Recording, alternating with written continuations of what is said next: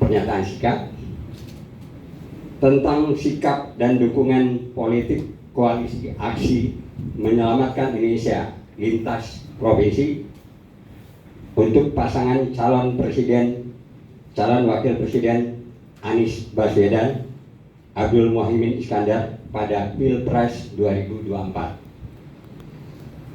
Bismillahirrahmanirrahim.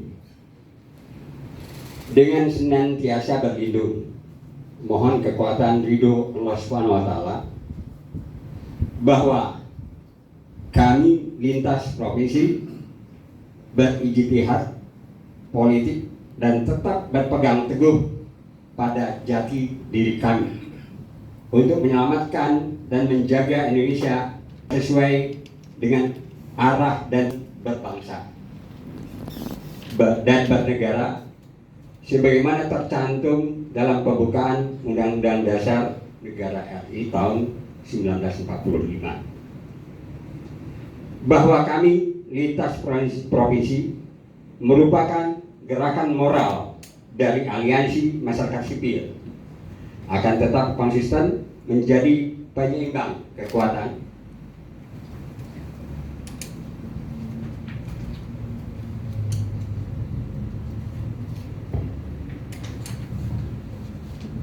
kekuasaan dan pemerintahan, serta menjadi yang terdepan berjuang dan memberikan kritik konstruktif terhadap semua bentuk penyelewengan arah dan tujuan berbangsa dan bernegara.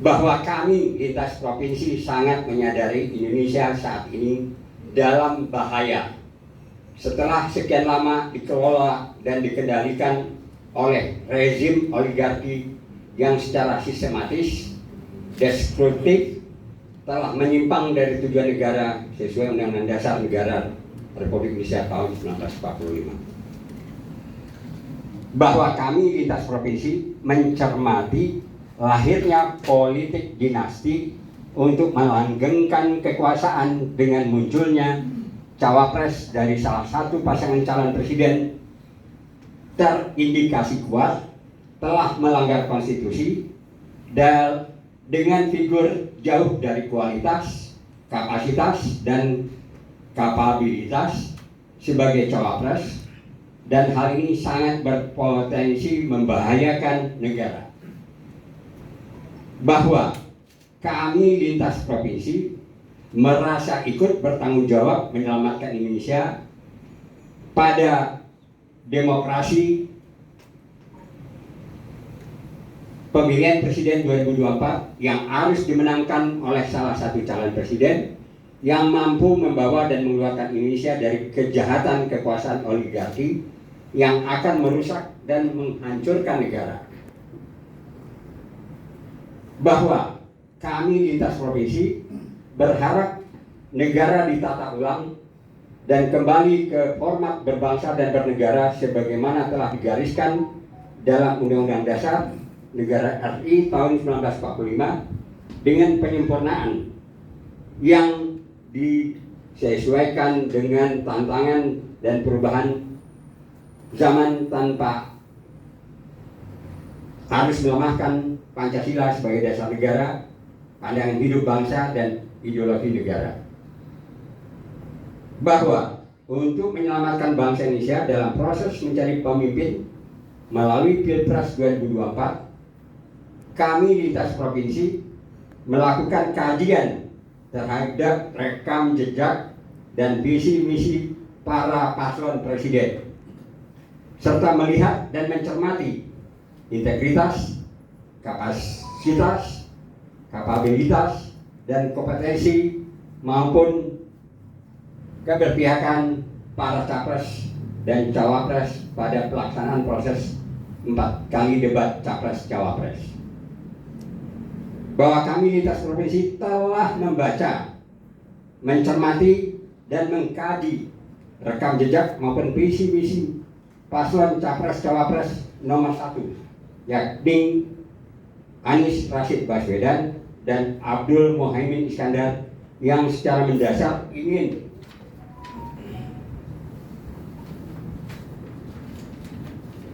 melakukan perubahan secara konsisten dan sangat dekat dengan sejalan dengan jati diri maupun visi dan misi kami, Koalisi Aksi Menyelamatkan Indonesia. Berdasarkan pertimbangan tersebut, kami lintas provinsi dengan meminta komitmen dan janji politik Capres Anies Rashid Baswedan dan Cawapres Abdul Muhaimin Iskandar untuk 1. Menempatkan Pancasila sebagai dasar negara dan ideologi negara menjadi sumber dari segala sumber hukum tertinggi di Indonesia secara konsekuen dan konsisten, terutama mengenai keadilan sosial dan peningkatan kesejahteraan rakyat, serta mencerdaskan bangsa. Kedua, meluruskan format demokrasi Indonesia yang meletakkan kekuasaan tertinggi negara Republik Indonesia pada kedaulatan rakyat. 3. Menjalankan tata kelola pemerintahan secara transparan, bersih, dan berwibawa yang mengutamakan, memprioritaskan kepentingan dan keberpihakan kepada rakyat. 4. Menegakkan supremasi hukum, law enforcement, dan HAM secara pasti dan seadil-adilnya, tegas, cermat, arif, dan bijaksana sebagai wujud nyata dari prinsip kebersamaan kedudukan di hadapan hukum, equality before the law. Kelima, bersungguh-sungguh memberantas semua bentuk tindak dan perilaku koruptif secara tegas dan cepat, mengembalikan Undang-Undang KPK seperti sebelumnya dengan meninjau kembali Undang-Undang KPK. 6. Menghapus dan mencegah praktek dinasti politik, oligarki ekonomi dan politik, kleptokrasi dengan segala bentuk penyelewengan, penyalahgunaan kekuasaan, abuse of power. 7. Membatalkan, meninjau kembali semua produk hukum dan perundang-undangan yang tidak berpihak kepada sebesar-besarnya kepentingan rakyat, antara lain Undang-Undang Minerba, Undang-Undang Omnibus Law atau Undang-Undang Cipta Kerja, Undang-Undang KPK, Undang-Undang IKN, Undang-Undang Kesehatan, Undang-Undang KUHP, dan lain-lain.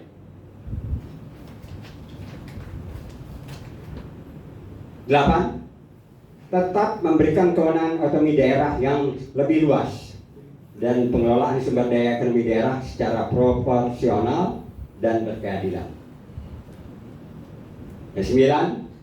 Menata peran dan fungsi TNI dan Polri sebagai aparat negara yang menjunjung tinggi supremasi hukum dan supremasi sipil serta kedaulatan rakyat. 10.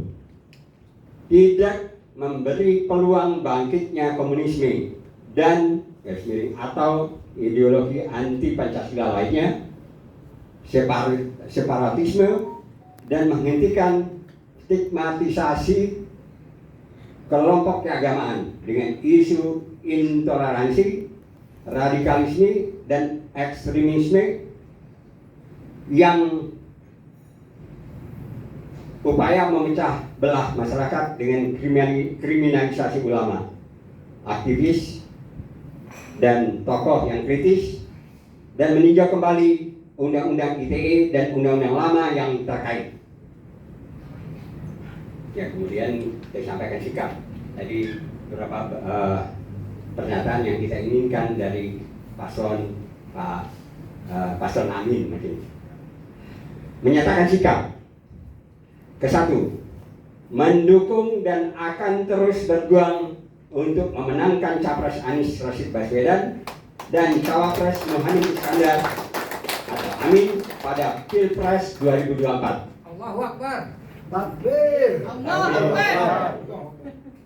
Kedua, meminta kami, kabupaten, kota dari setiap provinsi serta seluruh organisasi dan tokoh personal deklarator maupun jejaring pendukung kami lintas provinsi yang selama ini telah berjuang untuk pemenangan Amin, baik melalui bergabung dengan kelompok relawan yang telah terbentuk atau membentuk relawan sendiri untuk terus konsisten dan semakin memperkuat perjuangannya. Ketiga, menyerukan ke semua jejaring kami lintas provinsi di seluruh Indonesia secara militan menjaga, memantau, dan melaporkan semua masa kampanye, maksudnya semua bentuk indikasi kecurangan selama proses pemilu berlangsung mulai dari masa kampanye sampai pada pelaksanaan pemungutan suara dan penghitungan suara.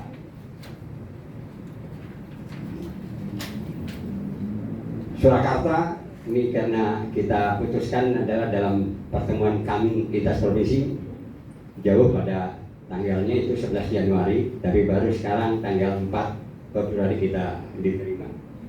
Koalisi Aksi Menyelamatkan Indonesia kami lintas provinsi dan ditandatangani oleh kami Jawa Tengah, kami Daerah Istimewa Yogyakarta, kami Jawa Timur, kami Jawa Barat, kami dari DKI Jakarta,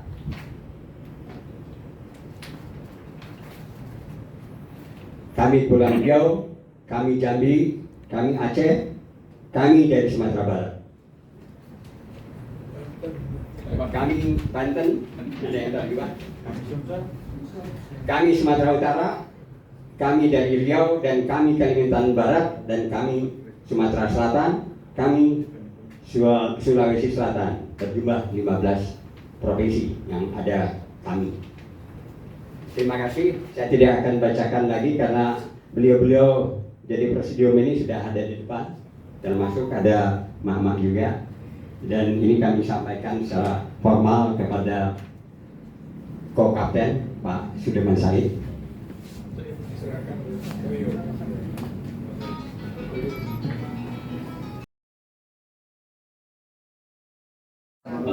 Saya Badi dan seluruh rekan-rekan Bapak dan Ibu Presidium kami provinsi yang ada di sini. Saya beserta Pak Sugeng Suparwoto mewakili Timnas dengan ini menerima aspirasi dan dukungan dari kami Koalisi Aksi Menyelamatkan Indonesia lintas provinsi yang pada tanggal 11 Januari ditandatangani di Solo dan hari ini baru diserahkan. Kami sampaikan amanah ini kepada beliau berdua dan insya Allah apa-apa yang menjadi aspirasi semoga kita bisa perjuangkan bersama-sama. Terima kasih.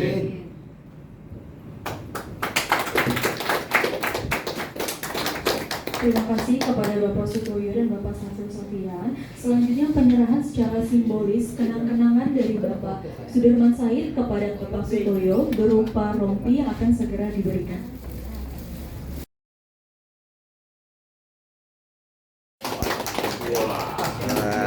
Mantap. Amin. Amin. Ya. Jawab menang. Amin. Menang. Amin. Menang. Amin. Menang.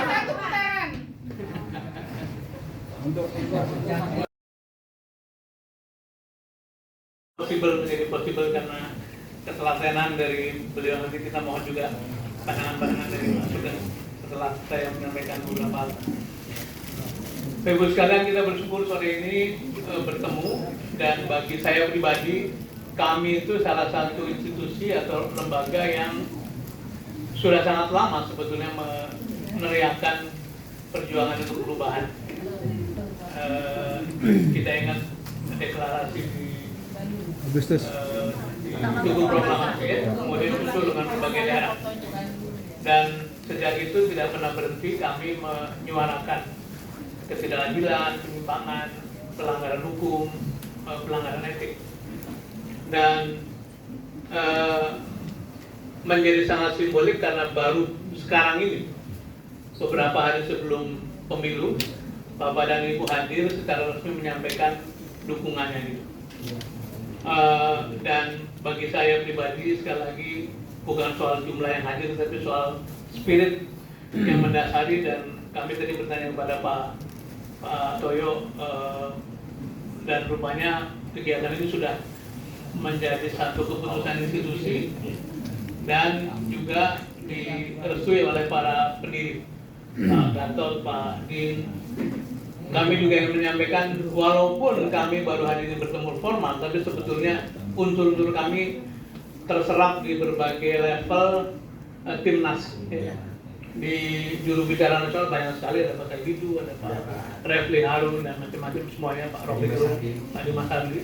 Di daerah juga pasti begitu, karena tentu tokoh-tokoh di daerah adalah tokoh-tokoh yang direspek oleh masyarakat setempat. Saya ingin bercerita tentang dua paradoks. Yang pertama, alhamdulillah berkat rancangan dari rekan-rekan dari mulai tim 8, para pemimpin partai, ada badan pekerja, kemudian bermetamorfosis menjadi tim nasional. Maka pemilu tahun ini berhasil kita naikkan kelasnya menjadi pemilu yang syarat dengan diskursus atau diskurs tentang ide, tentang gagasan. Dan itu tanpa bermaksud klaim berlebihan, itu karena pasangan 01 terus-menerus ngangkat itu. Ini mengerek kelasnya, dan seraya dengan itu maka isu mengenai pertarungan cebong kampret, isu mengenai keadilan itu hilang. Karena kita angkat begitu rupa. Dan itu juga terjadi berkat para pendorong, para relawan di seluruh daerah, termasuk kami langsung maupun tidak langsung, baik ketika sudah menyatakan maupun belum dukungannya. Tetapi sisi lainnya, kita ini sebagai peserta pemilu dan masyarakat berhasil mengangkat mutu atau kelas pemilu yang menjatuhkan siapa? Pemimpin tertinggi negara. Ini paradoks luar biasa. Presiden menurunkan begitu rupa standar pemilu dengan memaksakan itu terserah. Tapi anaknya yang belum memenuhi syarat sampai harus melanggar undang-undang, melanggar etik segala macam. Jadi ada gap yang luar biasa. Begitupun paradoks yang lain adalah soal anak muda. Anak-anak muda kita ini dengan semua kreativitasnya bergerak menggelorakan perubahan gitu. Dengan simbol-simbol pengetahuan, simbol kreativitas, simbol teknologi, mendorong meritokrasi, mendorong persaingan yang sehat gitu. Tapi paradoks lainnya adalah anak-anak muda yang menyederhanakan proses. Seolah-olah hanya dengan menjadi anak siapa, maka dia bisa menjadi siapa-siapa. Jadi dua paradoks ini mewarnai pemilu kita, tetapi kita yakin suasana sekarang sedang berkembang menuju kepada lurusnya kembali jalannya bernegara, terutama kalau insya Allah amin memenangkan pemilu ini.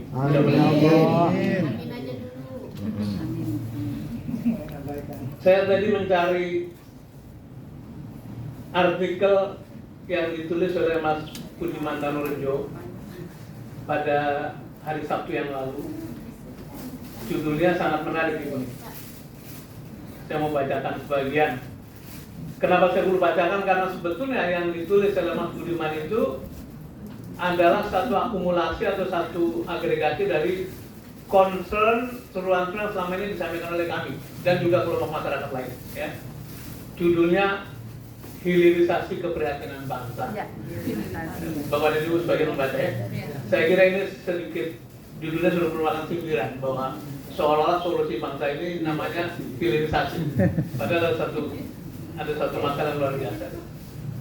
Nah, di sini ada tulisan begini. Sejumlah dosen Universitas Gadjah Mada Yogyakarta mengeluarkan petisi Bulak Sumur yang kemudian disusul dengan UI dan sejumlah kelompok masyarakat sipil maupun kampus-kampus lain. Di sini ada pesan sentral yang senada, yakni keprihatinan kampus atas kondisi perpolitikan negara. Dunia kampus prihatin dengan kondisi perpolitikan, ada krisis keteladanan, ada krisis etika bernegara, krisis moralitas, krisis terhadap konstitusi. Ada soal keberpihakan Presiden Jokowi terhadap pasangan calon tertentu, sementara sisi lainnya peringkat korupsi mengalami anjlok luar biasa, dan seluruh perangkat kontrol mengalami kelumpuhan. DPR tidak bersuara, mohon maaf, DPD tidak bersuara, dan kampus selama ini terdiam. Tapi kemarin dipantik oleh UGM, ketakutan itu rasanya pecah, dan insya Allah akan muncul keberanian di mana-mana. Dan memang kita tidak bisa mengklaim bahwa serta-merta suara guru besar itu akan mengirim suara kepada kita, tapi logikanya kurang lebih begini: kalau pihak-pihak yang tidak suka pada ketidakadilan, mengkritik pelanggaran etik, mengkritik kesemauan, kesewenang-wenangan, kan kira-kira sedang mencari jalan perubahan, kan? Nah, jalan perubahan secara intuitif hanya disediakan oleh pasangan 01. Jadi mudah-mudahan suara-suara mereka itu bisa belok dan memberi warna, dan kita memperoleh istilahnya itu angin buritan. Kalau kapal itu angin buritan yang mendorong makin lajunya kapal itu. Dan terakhir saya ingin merespon aspirasi yang disampaikan oleh kami tadi, meskipun saya tidak membaca word by word, tapi mendengar yang disampaikan Pak Samsul Sofyan, rasanya banyak sekali overlap atau hal-hal yang masuk ke dalam visi misi Pak Anies dan Pak Muhaimin, dan tinggal nanti kita kawal bersama-sama. Saya sepakat dengan kita tidak boleh memberikan cek kosong kepada Pak Anies dan Pak Muhaimin, karena bagaimanapun beliau adalah manusia biasa yang bisa berubah seperti juga sekarang ketika kita ramai-ramai mendukung Pak Jokowi, tapi ternyata di tengah berjalan. Karena itu betul harus ada pesan-pesan bahwa mesti menjaga Pancasila, menjaga kerukunan, menjaga semua aspek bernegara dan sebagainya. Dan bila ada tanda-tanda, kalau Allah menghendaki beliau duduk sebagai pemimpin, bila ada tanda-tanda menyimpang ya kita ingatkan. Bila menyeleweng, tugas kami untuk meluruskan. Jadi itulah respon kami, dan kami akan sampaikan sekali pada Pak Anies dan Pak Muhaimin. Kami menyampaikan terima kasih Ibu dan Bapak untuk hadir di sini. Mudah-mudahan perjuangan Ibu dan Bapak dari kami yang telah berjalan bertahun-tahun lamanya bisa berujung bermuara pada kemenangan perubahan, dan kita melihat negara kita kembali diluruskan oleh pemimpin yang mumpuni, yang berintegritas dan punya kompetensi. Demikian, dan saya mohon Mas Sugeng bisa menyampaikan sepatah dua kata melengkapi apa yang sudah disampaikan. Saya tutup. Assalamualaikum warahmatullahi wabarakatuh. Waalaikumsalam warahmatullahi wabarakatuh. Oke, terima kasih. Bercanda atau bagaimana dan sebagainya. Tapi dan betul-betul dengan hantaman, bahkan saya kira tahu Bapak Ibu sekalian, luar biasa kami partai kami terus menerus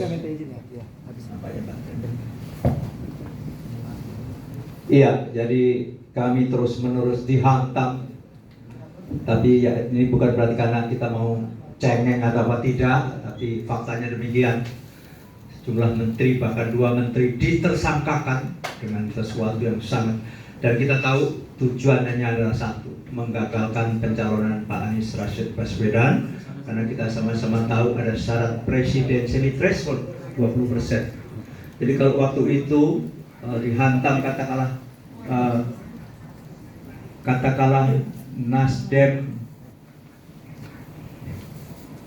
yang ditekan habis dan mundur, maka mohon maaf, bubarlah kemungkinan atau kecillah kemungkinan Anies Rashid Baswedan, Mas Anies bisa mencalonkan. Tetapi kita percaya, kalau dalam istilah kami berdua dengan Pak Sudirman, Gusti Allah betul sare, Tuhan tidak tidur. Betul. Saya menyaksikan betul di samping Pak Surya Paloh dengan segala ketulusannya. Dengan segala ketulusannya akhirnya Allah mendengarkan doa kami dan terus menurut ikhtiar kami, termasuk ya, tadi sampai kenapa Pak Muhaimin ini bisa ketemu Pak Anies dalam itu betul-betul dalam titik labirin yang paling itu hanya karena Allah saja. Kita percaya kalau dieksplisitkan sebenarnya ya sekitar tanggal 29 Agustus sudah deadlock koalisi. koalisi 3 partai, Nasdem, Demokrat, dan PKS. Kenapa? Karena Demokrat menginginkan sesuatu yang tidak bisa dipenuhi dalam waktu cepat. Nah itu mungkin nanti penjelasannya nanti dalam bisik-bisik saja. Pak Derman, kami semua saksi hidup. Tanggal 29 Agustus itu deadlock. Kurang lebih pukul 17.40-an Pak Derman ya. Tapi Allah jualah, malamnya tanggal 29 Agustus itu Pak Surya ketemu Muhaimin jam 8 malam. Jadi hanya selisih kurang lebih 2 jam saja. Deadlock di kurang lebih pukul 18 sore, jam 8 malam. Kasih Allah. Iya betul. Kita percaya itu hanya karena Allah Pak.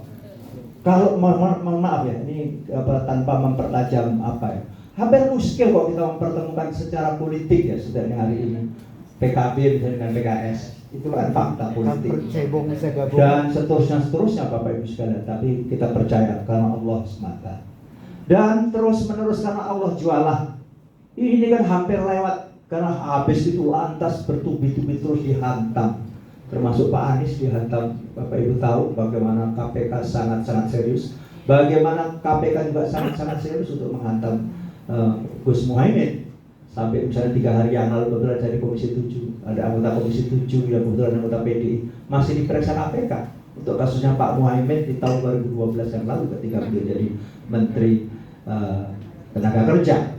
Meskipun itu sumir juga. Nah, inilah Bapak Ibu sekalian, betapa berartinya kehadiran Bapak-Bapak Ibu sekalian bagi kami, karena saya tahu kami ini diinisiasi dan terdirinya juga oleh beliau-beliau tokoh-tokoh masyarakat yang memiliki kemampuan analitik yang luar biasa tinggi, sehingga menyimpulkan bahwa Indonesia memang harus diselamatkan. Saya kira betapa harus diselamatkannya, saya kira tadi Pak Derman sudah secara tajam. Hari-hari ini praktek kenegaraan luar biasa Pak. Namanya speechless, kita nggak bisa ngomong lagi. Kalau konstitusi sudah diperkosa, maaf Pak, agak kasar. Kalau konstitusi sudah diperkosa terus apa lagi? Dan di siang bolong gitu loh kan kita semuanya. Betul. Nah, mohon maaf kalau biasanya orang itu kan di tengah-tengah.